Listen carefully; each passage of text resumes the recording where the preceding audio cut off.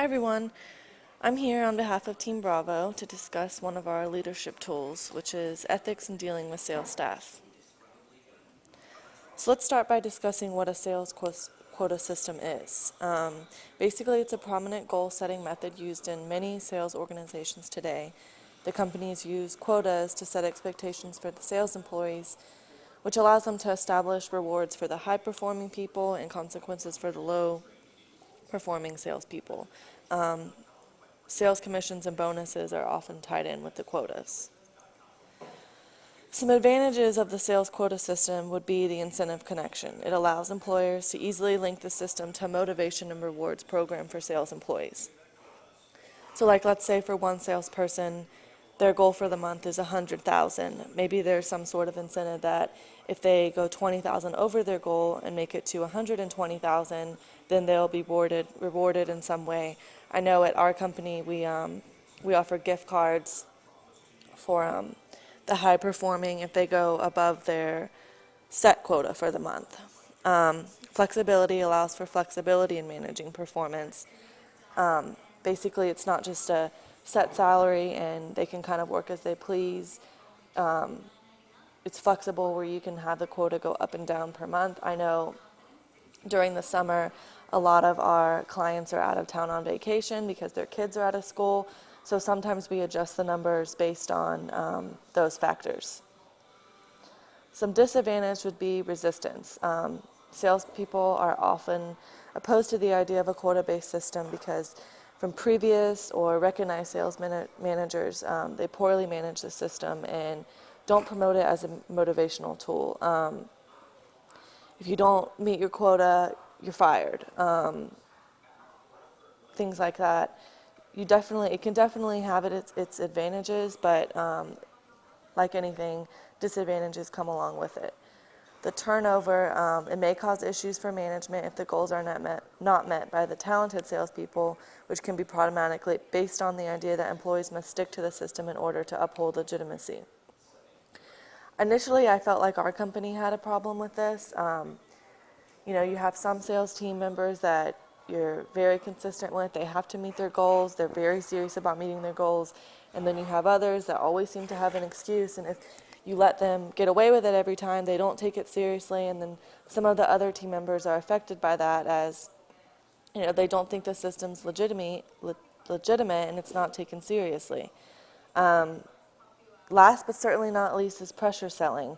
If you say, you have to meet $100,000 by this month, and it comes, 1 week to the end of the month and they're only at 80, it might cause sales people to really become aggressive with their clients to make sure they meet their quota, which can be quite a turnoff for clients if they feel like, their relationship isn't valued and the salesperson strictly just uses them to get work. So you kind of have to be careful about setting a realistic goal for those sales team members to meet.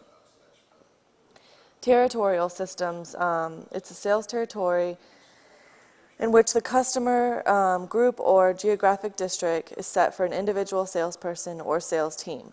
Territories can be defined on the basis of geography, sales potential, history, or a combination of factors. Companies strive to balance their territories because this can reduce costs and increase sales. Establishing sales territories is critical for the success of a business, but it can be difficult to decide how exactly to divide those territories.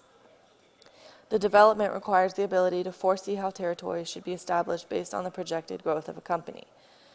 Initially, I think when companies first start, their territories are maybe set in a different way than a company that's been in business for 10 or more years.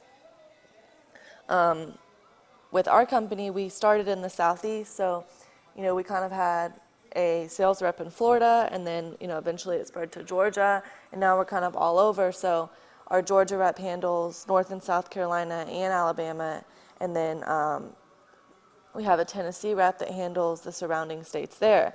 But as you grow, you'll have to put sales reps maybe in each state.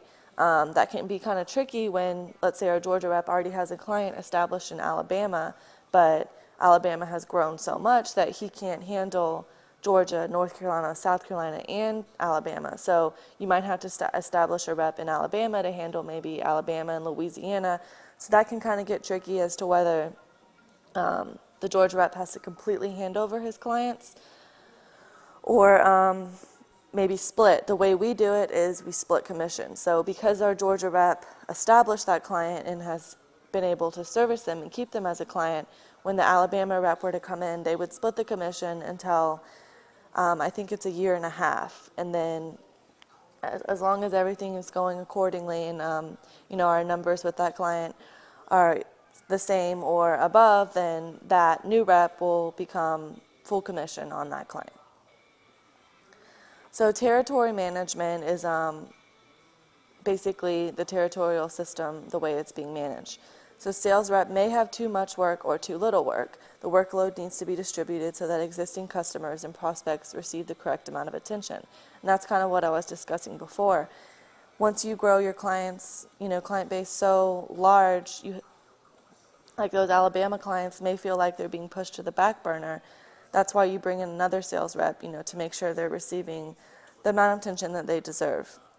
Having territories enables easy movement of sales rep if there is a need to switch between territories based on the size of the client. Our Tennessee rep right now, we just became licensed in California, and we're considering moving him out to California. That's where he's originally from, because we're going to grow so quickly in California because it's such a large state where it's easy to move someone into Tennessee, and we feel our workload in California is going to be much larger than the workload we currently get from Tennessee. So logistically for us, it would be smarter to go ahead and put someone on the ground in California and then find someone to cover the Tennessee and Kentucky area before we move him. Having territories enables easy movement of sales rep. Oh, I just read that, sorry. Territories allow a company to divide sales teams and assign prospects based on size to gain flexibility over data visibility and sharing. This just basically means that sales teams can be divided easily and assigned to certain prospects based on a business. So one of our clients is Walmart, and one of their largest states is Florida. So we have one rep that handles North Walmart office and another rep that handles the South Florida office. Typically with clients out of Florida, they're not so big that we need two sales reps, but Walmart is one of our biggest clients, and we feel, to give them the correct amount of attention and servicing for the amount of work they give us, it's important that we have a rep established in both the North and South. These are just kind of the differences between the territory hierarchy and the role hierarchy.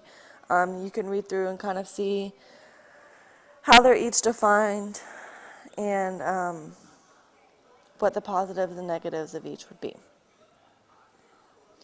So compensation package, when you think about a sales rep, the consideration of salary or bonuses or commission always comes to mind. A compensation package is basically just how a company bundles that package. It's a sales compensation package is a sum of direct benefits such as a salary, allowances, bonuses, and commission, as well as indirect benefits such as insurance, pension, plans, and vacation. The more you can leverage a compensation to results, the better your company will be. So there's a lot of different type of combinations: straight commission, draw against commission, advanced against commission, base plus commission, salary and bonus, and residual commission. So obviously when you get into compensation packages, there becomes the idea of fairness. Obviously each salesperson is going to be different.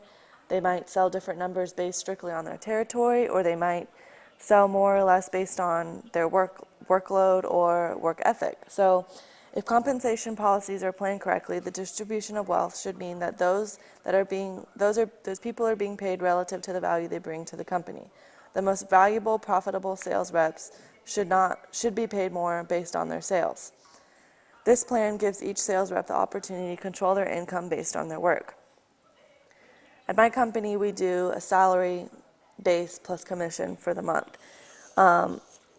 Personally, I think that's the best way to go, just because you have your salary, so you know you're going to get that amount per month, which is a reassurance, and then you have your commission, which gives you complete control of the commission.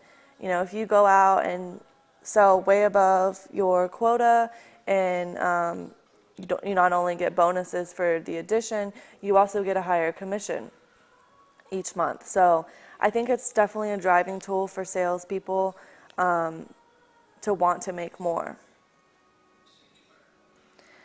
So that's about it. These are the references that went along with the screencast. I hope you guys enjoyed it, and thank you for listening.